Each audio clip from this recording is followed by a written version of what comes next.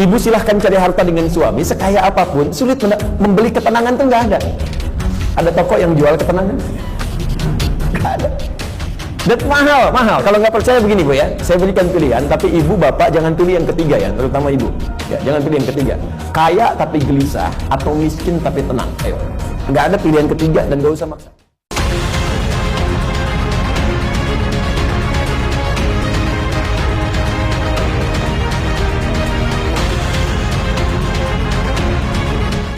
Bismillahirrahmanirrahim. Bab umuril iman. Bab tentang perkara-perkara yang mampu menguatkan iman. Saya kembalikan dulu kepada pembahasan di pengantar yang masuk kepada bab ini sebelum saya bacakan nanti tentang pembahasan di bab umuril iman ini, baik ayat Qur'annya ataupun hadis Nabi Muhammad SAW yang dirangkum oleh Imam Al-Bukhari dalam pembahasan ini. Jadi Bapak Ibu sekalian, sebelum membahas tentang hal-hal terkait penguatan iman, saya ingin ingatkan kembali tentang dua hal yang sangat penting. Yang pertama tentang kenapa kita mesti beriman. Ini poin yang sangat penting. Saya ulang, kenapa kita mesti beriman.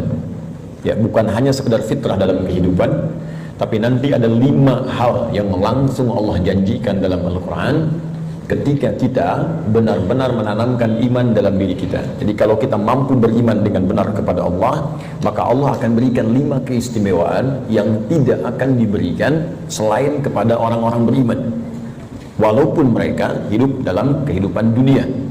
Jadi 5 hal ini Allah akan berikan.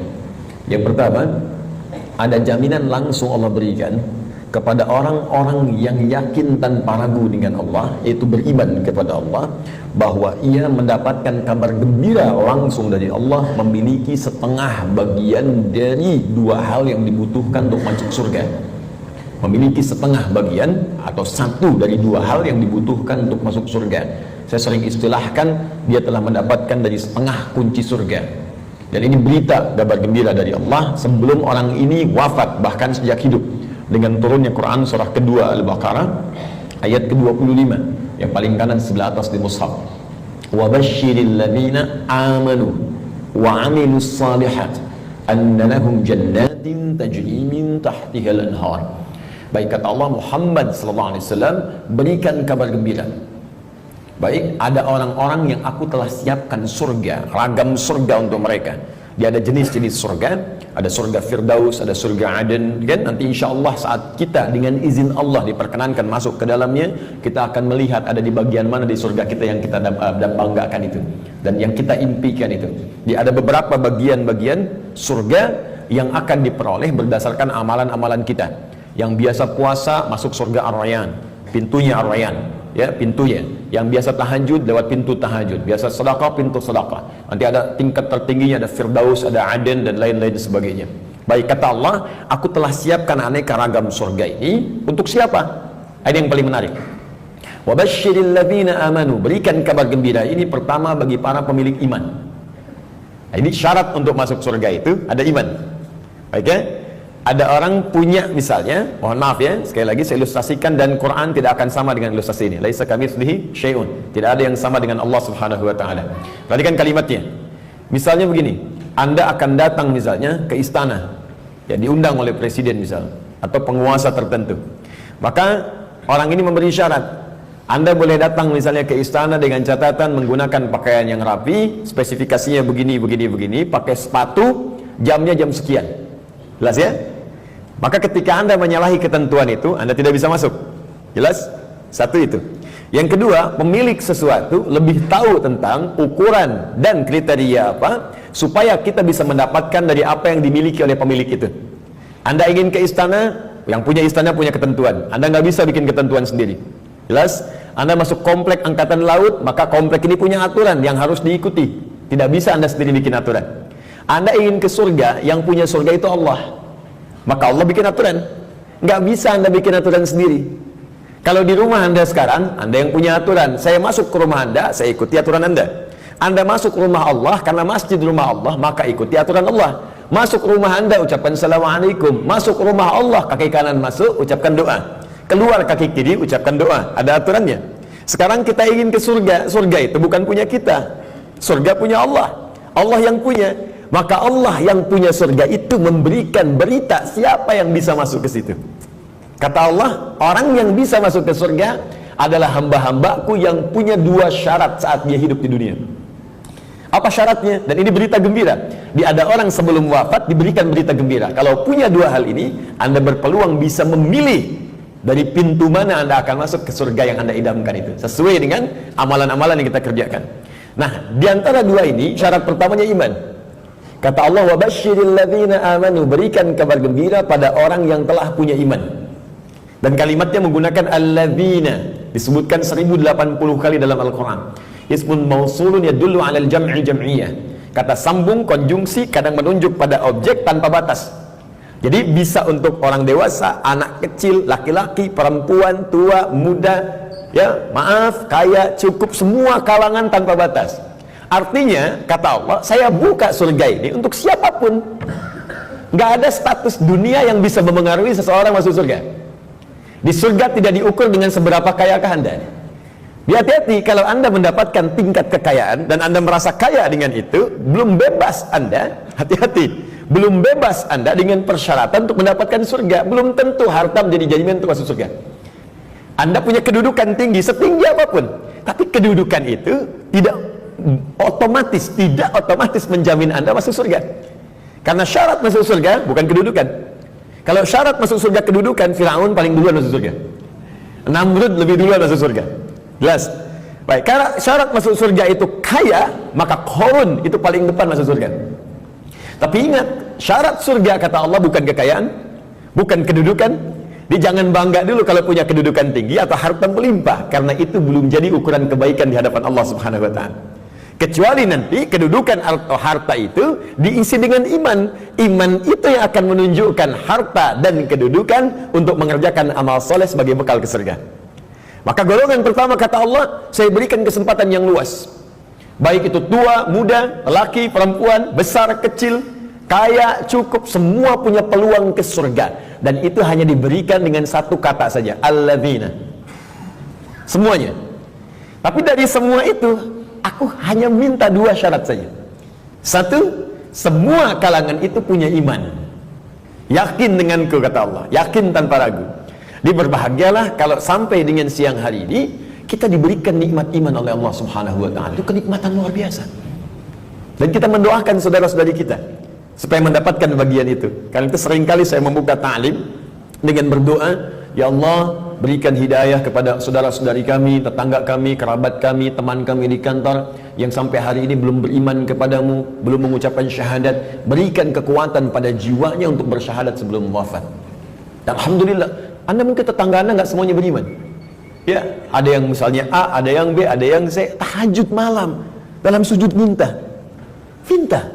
Ya Allah, Engkau satukan kami di dunia sebagai tetangga dan pertemukan kami kembali di akhirat, ya Allah. Jangan pisahkan kami. Berikan dia hidayah.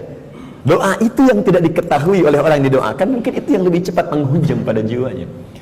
Kami di ta'lim di Bekasi itu selalu membiasakan meminta kepada Allah. Ya, setiap malam Jumat kita minta, berusaha. Alhamdulillah, hampir setiap pekan ada yang masuk Islam.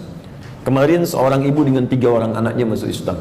Begitu selesai ta'lim, ternyata datang lagi 1 orang lagi, diantar oleh suaminya, dia masuk Islam lagi. Masya Allah. Jadi alhamdulillah, kita tidak tahu siapa yang mendapatkan hidayah, tapi kita bisa berdoa kepada Allah untuk memohon untuk memberikan hidayah. 1. Nah, kemudian yang kedua, ya, wa amilus shalihat, iman dan amal saleh. Di syarat surga itu sesungguhnya kalau diucapkan ringan, iman, amal saleh, iman, amal saleh. Tapi kalau dikerjakan itu yang butuh perjuangan. Dan ini gambaran di Quran itu indah, ya. Ini sekaligus isyarat. Wawunya ma'iyah, Pak, Bu. Ma'iyah itu sesuatu yang bersanding, nempel. Ya. Adi wa Ahmad zahaba ila masjid, misalnya Nurul Bahri. Adi wa Ahmad, Adi dan Ahmad, zahaba, keduanya pergi ila masjid Nurul Bahri, ke masjid Nurul Bahri. Adi dan Ahmad kalau menggunakan wa artinya dempet, nggak pisah, bersamaan, wawunya ma'iyah, bareng. Ya, Allah menyampaikan wa basyiril ladzina amanu wa amilus shalihat. Syarat untuk masuk surga itu duanya bersamaan, nggak bisa berdiri salah satu. Ya, 1 iman, 2 amal soleh. Nah, kalau kita baca dengan kaidah ilmu nahwu, otomatis keduanya ini akan saling terkait, berkelin dan memengaruhi. Artinya orang yang beriman pasti beramal soleh. Artinya amal soleh itu nggak mungkin muncul kecuali dari iman. Kalau amal semua beramal, ya, yang belum beriman pun bisa beramal, tapi belum tentu disebut soleh. Ingat, ya, tayyib mungkin non muslim bisa mendapatkan tayyib, ya, khair mungkin karena baik itu banyak di Quran. Ada khair, awas, ada tayyib, hati-hati, ada ma'ruf, ada ihsan, ada saleh. 5. Tayyib, kebaikan fisik, ya, kalau anda makan yang sehat, yang menyehatkan, yang dibutuhkan, itu tayyib namanya. Itu anjuran di Quran surah kedua ayat 168. Kata Allah, kalau ingin cari makan, tidak semua yang diinginkan mesti dikonsumsi. Cari yang menyehatkan untuk tubuh. Ya ayyuhan nasu kulu mimma fil ardi halalan thayyiba. Hai semua manusia, ini rumus dalam Al-Quran, universal sifatnya. Kalau anda ingin menyebar di bumi untuk cari makan, silahkan. Kalau sudah dapat dengan cara yang halal, jangan melanggar ketentuan hukum di mana kamu tinggal. Dapat dari situ, berikan yang bermanfaat untuk tubuh. Tidak semua yang diinginkan itu harus dikonsumsi. Yang dibutuhkan itu yang didapatkan. Haus berarti butuh minuman. Yang penting minum. Gak semua yang diinginkan harus kita minum. Alhamdulillah ada air bening, minum ya minum. Jangan menyulitkan diri sendiri pesan sesuatu yang tidak ada. Akhirnya membuang banyak tenaga dan waktu, dan membuang peluang amal baik yang mungkin kita kerjakan seketika. Sudah ada air bening, pengen jusnya, wah masya Allah buah naga yang dari Hongkong misalnya. nyari, nggak ketemu, muter-muter sampai sore. Jam 5 baru dapat. Dari siang sampai jam 5 itu mungkin bisa dipakai apa gitu. Bisa tilawah, bisa baca, bisa berkreasi, macam-macam. Baik itu tayyib. Karena itu kalau anda bertanya pada orang Arab, kaif haluk ya akhi, apa kabar? Dia katakan alhamdulillah ana tayyib, artinya dia sehat, kuat.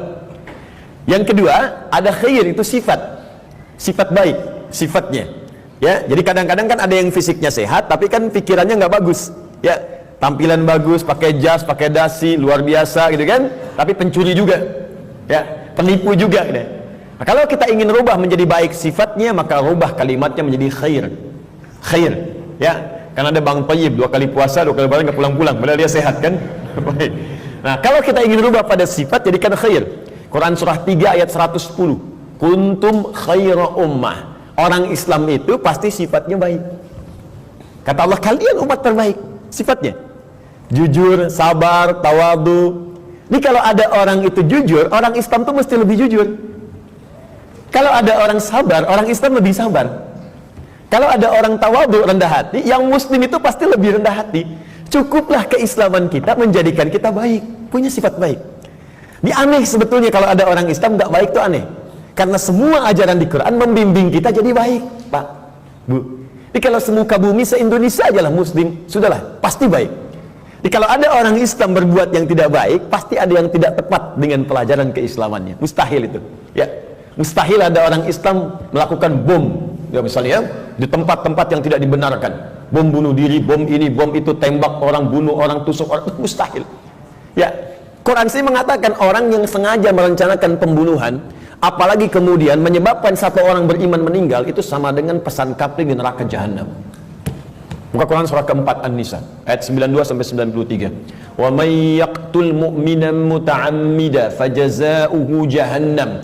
Maka siapapun yang merencanakan pembunuhan, apalagi pada satu orang, korbannya orang beriman, maka balasan yang setimpal untuknya neraka jahanam kalau tidak dia bertobat. Ya, wa ghadiballahu alaihi, Allah murka kepadanya, wa la'anahu, melaknatnya, wa 'adda lahu 'adzaban 'azima, dan dijanjikan di neraka azab yang berlipat lebih daripada orang biasanya, neraka jahanam lagi. Pertanyaan saya, orang beriman mana yang cita-citanya pengen masuk neraka jahanam? Tunjukkan pada saya. Mustahil. Dan bagaimana bisa bertobat kalau saat meledakkan diri itu dia meninggal? Bagaimana bisa tobat? Makanya hati-hati kalau ada ajakan-ajakan tuh lukai orang, tembak orang, bom orang. Saya sering kali sampaikan, dulu pertama bom kejadian, mudah-mudahan tidak pernah terjadi lagi di bumi kita Indonesia ini, insya Allah, ya. Jalan Tamrin tuh meledak, saya di Lampung tuh, orang polos sekali bertanya, Ustaz, apakah bom di Jalan Tamrin termasuk jihad? Fisabilillah. Saya bilang, Pak, sependek pengetahuan saya, jihad fisabilillah itu jihad di jalan Allah, bukan di Jalan Tamrin. Hati-hati lah, ya. Kita balikan. Jadi satu itu iman, ya. Nah, kaidahnya adalah kemudian kembalikan tayyib khair. Khair itu baru sifat, jujur itu sifat. Kalau sifat kemudian diaktualisasikan dalam bentuk sikap, maka berubah dari khair jadi ma'ruf namanya. Ma'ruf. Jujur itu sifat, disogok tidak menerima, sikap namanya. Jelas. Jujur itu sifat, diajak korupsi menolak, sikap namanya. Sifatnya khair, sikapnya ma'ruf namanya. Jelas, karena itu khair dengan ma'ruf seringkali disandingkan dalam Al-Quran. Quran surah ketiga, Ali Imran ayat 104. Wal takum minkum ummatun yad'una ilal khair wa ya'muruna bil ma'ruf. Hendaklah ada satu komunitas, kata Allah, berhimpun untuk menyebarkan sifat-sifat baik dan saling mengajak pada kebaikan. Bikin komunitas, mengingatkan, ayo baca Quran, one day one juz, one day two juz, ya. Ayo bikin komunitas, bangunin tahajud, bikin komunitas ngajak sedekah, bikin komunitas bersih-bersih di jalan, buang sampah, itu bagian dari iman. Baik ya. Kemudian Bapak Ibu, tapi ingat, untuk ma'ruf ini berbuat baik bukan hanya melekat pada orang Islam saja. Non-muslim pun banyak yang baik. Silakan cek, ada non-muslim yang suka nyumbang, ya, bantu bangun jalan, bantu fasilitas, ada fasilitas umum, bantu orang-orang lepas dari kemiskinan, bantu orang-orang kasih obat, ada, baru sampai ma'ruf. Karena itu disebutkan yang keempat, awas, ada sifat kebaikan khusus yang semua kebaikan itu diniatkan hanya karena Allah. Bantu ini karena Allah, kerjakan ini karena Allah, baik juga, cuma niatnya dikerjakan karena Allah. Pahlawan kita berjuang, Pangeran Diponegoro sampai terakhir Kahar Muzakir, ya, yang kemudian diberikan gelar pahlawan. Apa niat sesungguhnya? Kalau Anda buka Riyadhus Shalihin karangan Al-Imam An-Nawawi, ada 1896 hadis di kitab Babul Ikhlas bagian pertama, maka akar pertama kali untuk meniatkan mereka berjuang, pertamanya bukan untuk mendapatkan urusan dunia, tapi litakuna kalimatullahi al-ulya. Man qatala litakuna kalimatullahi al-ulya fahuwa fi sabilillah. Niatnya khusus untuk berjihad di jalan Allah Subhanahu wa taala. Berjuang karena Allah, karena Allah, karena Allah. Bantu orang di kemiskinan karena Allah. Bukan karena pekerjaannya, tapi kebaikan itu dikerjakan karena Allah. Dan merasa diawasi oleh Allah Subhanahu wa taala. Maka yang keempat disebut ihsan namanya. Ihsan. Di hadis Muslim nomor hadis yang ke-8, an ta'budallaha ka'annaka tarah fa illam takun tarahu fa innahu yara. Engkau mengerjakan semua aktivitas yang baik sebagai ibadah karena Allah, seakan-akan diawasi oleh Allah, merasa diawasi walaupun kau tak mampu melihatnya. Itu terjemah yang baiknya. Merasa bekerja karena Allah, makan karena Allah, minum karena Allah, berbuat baik karena Allah, ihsan namanya. Orangnya disebut muhsin. Kalau empat ini dikumpulkan, badan sehat, sifat baik, sikap mulia, dikerjakan karena Allah, thayyib, khair, ma'ruf, ihsan. Empat ini kalau digabungkan menjadi sholih namanya. Sholih. Maka setiap orang tua meminta kepada Allah supaya anaknya jadi saleh. Ibu bermohon, ya Allah, jadikan saya anak soleh. Kata bapaknya, namanya kan Hasan. Bukan Pak, sifatnya saleh. Semua orang tua, saya belum pernah dengar ada orang tua minta, ya Allah jadikan saya anak yang thayyib, khair. Tidak, saleh, sudah fitrah. Dan itu sudah dimohonkan sejak anak dalam kandungan, kata Allah, sudah fitrah. Itu ada di Quran surah ke-7 ayat 189. Falamma taghasyaha hamalat hamlan khafifa famarrat bi. Falamma athqalat da'awallaha rabbahuma la in ataitana salihah lanakunanna minasyakirin. Ketika suami istri berhubungan sampai kemudian istrinya mengandung, kandungan ringan sampai dengan berat, tatkala kandungan semakin berat menjelang ke persalinan, kedua orang itu suami dan istri mulai berdoa kepada Allah. Fitrahnya sudah minta, ya Allah, mohon jadikan anak saya nanti saat lahir jadi anak yang saleh. Dengan itu ya Allah kami bersyukur dan akan mengganti semua sakit yang dirasakan oleh istri saya yang sedang mengandung ini. Saleh. Nah, apa yang menyebabkan seseorang soleh terkumpul empat ini? Kata Allah, kalau iman ada dalam dirinya, maka semua pekerjaan dia akan dituntun menjadi soleh. Pekerjaan disebut amal, disatukan dengan soleh menjadi amal soleh. Di iman seseorang itu otomatis akan menuntun seseorang berbuat amal soleh. Jadi kalau ada orang punya iman gak beramal soleh, dipertanyakan bagaimana kualitas iman dalam dirinya, dipertanyakan. Karena otomatis Pak, Bu, kalau ada iman, kata Allah, itu otomatis membimbing dia, mengantarkan pada amal saleh. Makanya orang punya iman itu sering diingatkan ketika akan berbuat amal yang salah. Gak percaya silahkan Pak, keluar dari sini, coba Bapak iseng-iseng pakai sendal orang lain. Ya, jangan diteruskan, iseng aja, misalnya kan, injak gitu kan. Itu pasti hatinya akan berkata, itu bukan punya kamu. Itu imannya mengingatkan. Kalau iman semakin tinggi, Anda keluar dari masjid aja, kaki kanan keluar, ditarik lagi tuh. Anda akan tarik, karena yang keluar itu kiri, masuk kanan. Ke toilet, masuk kiri, keluar kanan. Tuh. Ya, itu semakin tinggi iman, maka iman itu akan mendorong Anda berbuat amal soleh dari ujung kepala sampai ujung kaki. Makanya saya sering katakan di dalam Al-Quran, jika kita sudah punya iman, maka semua fungsi tubuh kita akan disebutkan imannya dulu sebelum menyebutkan fungsinya. Mata untuk melihat, sebelum melihat imannya dulu. Turun Quran surah 24 ayat 30 untuk laki-laki, 31 untuk perempuan. Qul lil mu'minina yaghuddu min absarihim, untuk perempuan wa qul lil mu'minati yaghuddna min absarihinna, katakan pada pria-pria yang sudah punya iman, imannya dulu. Dan katakan pada perempuan-perempuan yang sudah punya iman, matanya hanya boleh dipakai melihat yang baik-baik saja. Kalau yang dilihat tak baik, maka imannya akan membimbing mata untuk memalingkan ke arah yang lebih baik. Memalingkan pandangan ke arah yang lebih baik disebut dengan ghaddul basar namanya. Anda menatap begini, Masya Allah, tapi yang ditatap istri orang. Maka iman berkata jangan teruskan, palingkan. Ya, proyek yang tidak baik gak akan dilihat. Ya, barang yang bukan milik Anda gak akan dilihat, palingkan. Gambar-gambar yang tak seronok, palingkan. Jelas ya? Nah, itu iman. Silahkan cek semua fungsi tubuh kita. Itu umumnya sebelum disebutkan imannya dulu. Lisan, Quran surah 49 ayat 11. Sebelum disebutkan fungsi lisan, iman dulu. Ya ayyuhalladzina amanu la yaskhar qaumin qaum. Ayat 12-nya, ya ayyuhalladzina amanu la yaghtab ba'dukum ba'dha. Pokoknya setiap tubuh ini mau bergerak, iman dulu. Ingin memberikan isyarat agar iman itu memiliki fungsinya untuk mengerjakan amal soleh. Kenapa diminta beramal soleh? Supaya masuk surga, itu Pak. Dan supaya kita nggak capek, diberikan setengahnya oleh Allah, tinggal setengah lagi. Jadi sebetulnya Allah itu ingin hambanya itu masuk. Cuman karena hikmah kehidupan menjadikan kita mesti berikhtiar, saking baiknya Allah dikasih setengah. Setengah diambil. Bahkan setengah ini diberikan dalam kandungan. Cuman sayang, fa'abawahu yuhawidani au yunasrani au yumajjisanihi. Lahirnya kan fitrah, ada iman dalam dirinya. Makanya dia mencari Tuhan. Cuman sayang lingkungan yang merubah dia menjauh dari Allah. Ada yang pengaruh ini, ada yang pengaruh itu, lingkungan, karena TV, karena tinggal di tempat tertentu, karena pasangan. Ya, Masya Allah, tega meninggalkan cinta Allah hanya untuk cinta dunia. Tega meninggalkan cinta Allah hanya untuk cinta manusia. Padahal manusia itu mati, Allah selalu hidup. Ya, bayangkan. Ya, mencintai sesuatu yang gak ada itu kan semu sifatnya. Anda mencintai barang, barangnya rusak. Ketika barangnya rusak, bagaimana cintanya bisa bertahan? Cinta manusia tidak abadi. Kalau ingin abadi, bawa dia sampai mendapatkan ridha Allah, sampai ke surga, baru abadi. Tapi kalau Anda mengeluarkan diri Anda dari surga, bagaimana bisa abadi? Ya, aku mencintaimu dengan syarat engkau pindah agama. Begitu pindah, meninggal. Cinta nggak dapat, surga cuma mimpi. Ya, Pak? Jelas ya?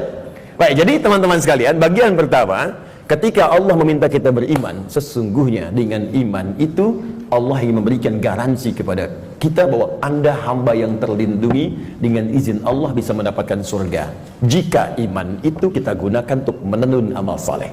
Jelas? Kalau amal saja tidak ada iman, maka tidak menjadi saleh. Maka orang yang belum beriman beramal baik, amalnya tidak disebut amal saleh, amal saja, amal khair. Gak pernah disebut saleh dalam istilah Al-Quran. Jelas ya? Nanti ketika dia berbuat baik dibalas di dunia. Cuman karena kaidah surga itu ada iman, dan iman itu nggak ada, maka di akhirat tidak diberikan balasannya. Keadilan Allah menjadikan balasan itu diberikan di dunia. Karena investasi amalan itu bukan untuk akhirat, dunia.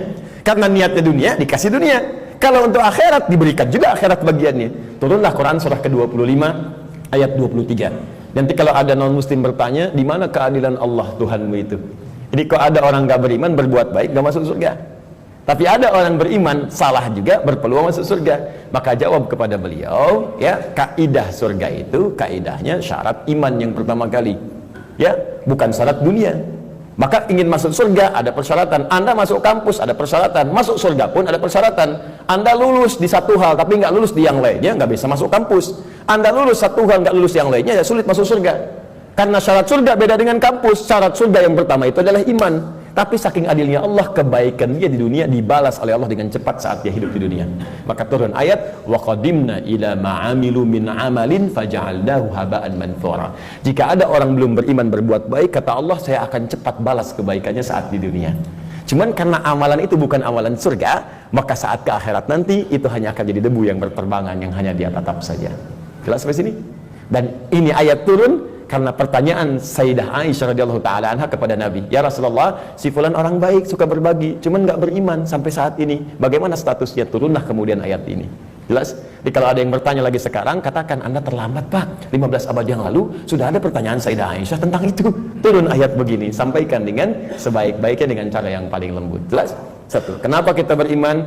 Pertama, karena ada kasih Allah pada orang beriman untuk menempatkan di tempat terbaik saat dia pulang kepada Allah Subhanahu wa taala. Dua, saya agak cepat. Orang beriman dijanjikan oleh Allah akan memiliki ketenangan dalam hatinya. Secara singkat, orang beriman itu Allah akan berikan ketenangan pada jiwanya. Tenang gitu, damai hidupnya.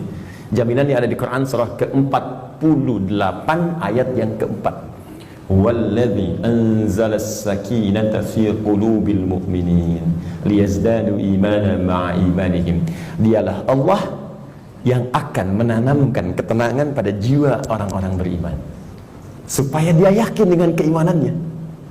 Nikmat juga beriman. Jadi tambah lagi imannya, tambah lagi imannya. Ini kata Allah, orang beriman itu pasti tenang. Dan ketenangan itu mahal, Bu. Sulit dicarinya. Ibu silahkan cari harta dengan suami sekaya apapun, sulit membeli ketenangan itu nggak ada. Ada toko yang jual ketenangan? Nggak ada. Dan mahal. Kalau nggak percaya begini, Bu ya, saya berikan pilihan, tapi ibu bapak jangan pilih yang ketiga ya, terutama ibu. Ya, jangan pilih yang ketiga. Kaya tapi gelisah atau miskin tapi tenang. Ayo, nggak ada pilihan ketiga dan nggak usah maksa. Kaya tapi gelisah atau miskin tapi tenang, pilih mana? Tuh. Kan? Banyak orang kaya tapi nggak tenang, ada yang bunuh diri, ada yang tembak diri sendiri, ada yang lompat ke depan rel kereta, ada yang saking kayanya bingung, akhirnya nanam cabai, bikin kangkung, metikin cabai, metikin tomat. Terus Anda ngapain kalau cuma numpukin harta buat metikin tomat? Petani kita nggak kaya-kaya amat bisa metikin tomat juga. Coba lihat, Anda bayangkan. Jadi tidak selalu Bapak Ibu sekalian kekayaan itu bisa berkonotasi seimbang, equal misalnya dengan ketenangan, belum tentu. Tapi iman itu jaminan dari Allah, orang beriman itu pasti tenang. Ada kedamaian dalam jiwanya. Enak gitu. Bahkan kalau sudah dapat halawatul iman, bukan cuma kedamaian, Allah akan berikan ketenangan dalam kehidupannya dalam bentuk keamanan, aman dari gangguan, tenang, nikmat. Maka diturunkan oleh Allah Quran surah ke-18 ayat 13. Saking tenangnya, tidur di gua aja enak. Bayangkan, gua loh, fasilitasnya tahu sendiri lah. Di gua, ya sudah, maaf, cahaya sudah terbatas, hampir tidak ada. Makanan bagaimana mendapatkannya, tempat tidurnya kemudian juga pasti keras. Tapi kok bisa ada yang tidur di gua selama 309 tahun? Saking enaknya tidur, gak ada yang ganggu, Pak. Bu, nikmat. Ya, yang memberikan nikmatnya Allah, miring kanan kiri, matahari diatur oleh Allah, terbit di sini, terbenam di sini, selalu tersinari di dalamnya. Sehat-sehat aja, bangun sehat 309 tahun, Anda bayangkan? Ya, ada orang sekaya-kayanya baru 3 menit udah bangun lagi, pling, telepon muncul. Di pejabat memang bagus, kedudukan tinggi, tapi setiap 3 detik kerja ini, kerja itu. Baru tidur sebentar, bangun lagi, Pak ada kejadian begini, bangun. Ini 309 tahun tidur cuman di gua. Fasilitas hampir nggak ada, tapi jaminan itu ada. Maka di ayat 13 di surat Al-Kahf, surat gua, ya, nahnu naqussu 'alaika naba'ahum bil haqq innahum fityatun, belum selesai, amanu bi rabbihim wazidnahum huda. Kata Allah, kami akan kisahkan pada Anda tentang kisah yang sebenar-benarnya, tanpa dikurangi, tanpa ditambahkan, sebenar-benar hak. Jadi ada sidqun, ada hak. Kalau sidqun, ma yahtamilu sidqa wal kadzib, kadang benar, kadang tidak. Tapi kalau hak pasti benar, nggak bisa ditolak. Matahari terbit di timur, terbenam di barat, hak. Karena itu semua yang hak sumbernya hanya kepada Allah. Al-haqqu mir rabbika fala takunanna minal mumtarin. Al-Baqarah 149. Al-haq. Nah, sekarang kembalikan. Kata Allah, kami akan kisahkan pada Anda kisah yang sebenar-benarnya. Ya, tanpa kamuflase, tanpa rekayasa. Innahum fityatun, kisah tentang para pemuda yang berlindung di gua, diberikan oleh Allah keamanan, dikejar-kejar, bukan sekedar dipersekusi, bukan sekedar diintimidasi, ya maaf, bisa dieksekusi, berlindungnya di gua, tapi nikmat sekali di gua itu, bisa tidur enak, nyaman, makan juga kenyang, langsung diisikan di perutnya, tidur bolak-balik, gak ada yang ganggu. 309 tahun Anda bayangkan, ya. Salatu mi'atin wazdada tis'a, 309 tahun. Siapa mereka? Innahum fityatun, sungguh mereka itu para pemuda, tapi bukan pemuda biasa. Ada sesuatu yang melekat pada dirinya, amanu, yang sangat beriman kepada Allah. Pesan ayat ini, ya kata para pakar Al-Quran, sesungguhnya ingin memberikan pesan pada generasi mendatang. Jadi ada kaidah di tafsir itu begini, kalau nggak disebutkan siapa orangnya, kapan kejadiannya, maka pesan yang berlaku di ayat itu akan berulang kemudian di masa-masa yang akan datang dengan konteks yang berbeda. Anda sekalipun tinggal di rumah yang sempit, terbatas sifatnya, keadaannya tidak seperti yang lain-lain. RS7, ruangan sangat sempit sekali sehingga selonjoran saja susah, gitu kan? Susah. Ya. Tapi kalau ada iman dalam jiwa kita, itu bisa nikmat saja. Dibandingkan tinggal di tempat yang mewah luas, tapi iman nggak ada, kegelisahan itu muncul. Jadi orang beriman itu nggak akan disekat oleh dunia. Tinggal di kontrakan nikmat, di rumah yang luas nikmat, jadi kaya nikmat, cukup hidup juga nikmat aja. Ya, pokoknya beriman itu indah, nikmat itu. Jadi kalau kita beriman sampai saat ini dan tidak menikmati kehidupan kita, dipertanyakan ada apa yang salah dengan iman kita. Kata Allah, beriman itu nikmat, tenang hati. Jadi kok rumah mewah, mobil banyak gitu kan, ya lihat mendung aja sedikit udah bikin status. Mendung ya kayak suasana hatiku. Apa yang mau dicari? Ya, coba lihat. Sekali-kali saya tuh jarang berinteraksi dengan media sosial. Cuman kalau udah lihat, saya lihat nih, ada teman-teman official lihat misalnya, saya suka kadang-kadang suka nggak betah ngelihat ini. Dia orang kenapa hidupnya? Dikit-dikit ngeluh gitu kan? Apa? Maunya apa? Ya belum musim hujan minta hujan, dikasih hujan minta jangan hujan. Maunya apa gitu? Ya, kenapa kita nikmati aja? Iman itu indah, iman, wah masya Allah. Kasih hujan, alhamdulillah, banjir pakai berenang. Jadi solusi. Jadi itu teman-teman sekalian ya. Selanjutnya ada jaminan Allah yang selanjutnya ya, orang beriman pasti bahagia kata Allah dan cenderung sukses. Tidak cukup dengan amin, nanti kita belajar dulu. Turun Quran surah ke-23 ayat 1. Qad aflahal mu'minun. Qad aflahal mu'minun. Orang beriman itu dijamin oleh Allah. Saya artikan dijamin karena kalimatnya menggunakan qad, harfut tahqiq, huruf jaminan.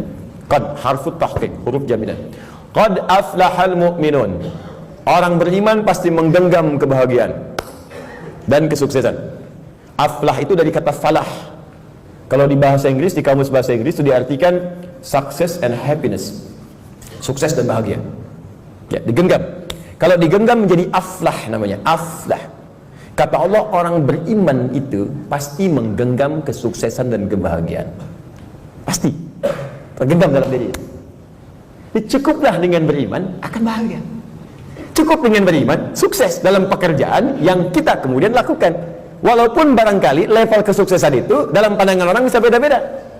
Bagi si A, manajer itu bagian kesuksesan hidupnya. Yang lain levelnya direktur, yang lain komisaris. Pokoknya levelnya bisa berbeda, tapi sukses. Silahkan cek semua sahabat Nabi, di semua bidangnya sukses dan bahagia. Ali bin Abi Thalib dengan pengajar, cita-citanya menjadi pengajar dan menikmati itu, walaupun kekayaan secara kekayaannya, ya sifat materinya mungkin terbatas, tapi beliau merasakan kebahagiaan dan merasakan kesuksesan dengan itu. Abdurrahman bin Auf kaya luar biasa, sampai kapaknya terbuat dari emas. Abdurrahman bin Auf dan menikmati itu dan bahagia juga, bahkan terjamin surga. Ada di lisan Nabi. Utsman demikian, Abu Bakar demikian. Anda bayangkan, dari yang pengusaha, diplomat, birokrat, pengajar, dosen, ada semua, perawat, ada semua levelnya. Dan bahagia beriman, padahal sebelumnya jahiliyah. Bayangkan, perusak, kriminal, macam-macam. Tiba-tiba turun iman, diambil iman itu dengan bimbingan Al-Quran dan petunjuk Nabi lewat sunnahnya, dipraktekkan itu, dan bahagia hidupnya. Coba cek. Jadi sebetulnya yang bahagia itu ungkapannya sederhana. Bahagia itu sederhana ketika iman tertanam dalam jiwa. Kalau dunia relatif, bahagia itu sederhana, cukup dengan secangkir kopi. Bagi tukang kopi, tukang teh tidak, ya kan? Bagi yang minum teh, yang minum kopi tidak. Nah, jadi teman-teman sekalian, iman. Nah, sekarang maksud saya begini, kita ingin evaluasi, kalau sampai siang hari ini, iman yang sudah Allah tanamkan di jiwa kita, belum sampai melahirkan hal-hal tadi, maaf ya, kalau bicara surga belakangan, karena itu hak prerogatif Allah Subhanahu wa Ta'ala. Kita hanya berikhtiar. Apakah iman itu sudah membuat diri kita tenang? Sudah membuat kita bahagia? Apakah iman itu sudah membimbing kita sukses dalam hidup? Dan puncaknya, apakah iman itu sudah membimbing kita beramal soleh? Jangan-jangan beriman masih salah, padahal namanya soleh, kan? Jangan-jangan beriman tapi mesti berbuat maksiat, mata bermaksiat, telinga bermaksiat, lisan bermaksiat. Ada apa yang salah? Apa yang keliru? Maka Al-Imam Al-Bukhari mengumpulkan hadis-hadis Nabi untuk mendapatkan petunjuk dari hadis-hadis itu, bagaimana mengerjakan amalan-amalan yang bisa menguatkan iman sehingga iman kita membimbing kita untuk beramal soleh. Maka muncullah bab ini, bab umuril iman.